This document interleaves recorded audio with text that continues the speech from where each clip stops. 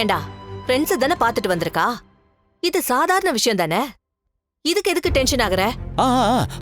அதான்க்கா, இது நார்மலான விஷயம் தானே, இதுக்கு போய் ஏன் அவ போய் சொல்லணும்? அதான்க்கா எனக்கு கவலையா இருக்கு. என்ன மாப்பிள இதை போய் பெருசுப்படுத்திக்கிட்டு, ஏதோ சின்ன பொண்ணு பயத்துல போய் சொல்லிருப்பா. ஏங்க, யாருங்க சின்ன பொண்ணு? அவ என்ன சின்ன பொண்ணா? என் தம்பி வருத்தப்படுறதும் சரிதான். டேய், நான் தான் சொன்னேன்ல, அந்த பொண்ணு சரியில்லடா. எனக்கு என்னமோ இந்த சம்பந்தமே பிடிக்கல.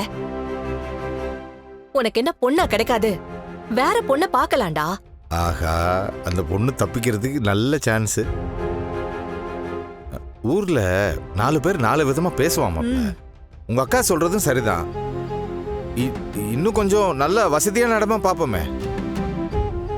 கல்யாணத்துக்கு முன்னாடியே இவ்ளோ போய் சொல்லிருக்கானா? தப்புடா. கூட இருக்கிற சகவாசம் சரியில்லை. இதோட நிறுத்திக்கலாம்டா தம்பி, போதும். கல்யாணமும் வேண்டாம், ஒண்ணும் வேண்டாம். ஆமா மாப்பிள, அதான் கரெக்ட். ஜோசியர் வேற இது பொருத்தம் சரியில்லை, இதெல்லாம் சரி வராதுங்கிறாரு.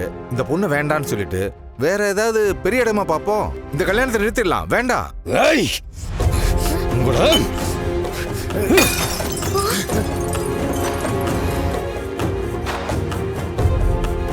இந்த வீட்ல காவியா வேண்டாம், கல்யாணத்தை நிறுத்து அப்படின்னு பேச்சு வந்துச்சு, அப்புறம் அவ்வளவுதான். காவியாவுக்கும் எனக்கும் தான் கல்யாணம். அதை யாராலையும் மாத்த முடியாது. ஞாபகத்துல வச்சுக்கங்க.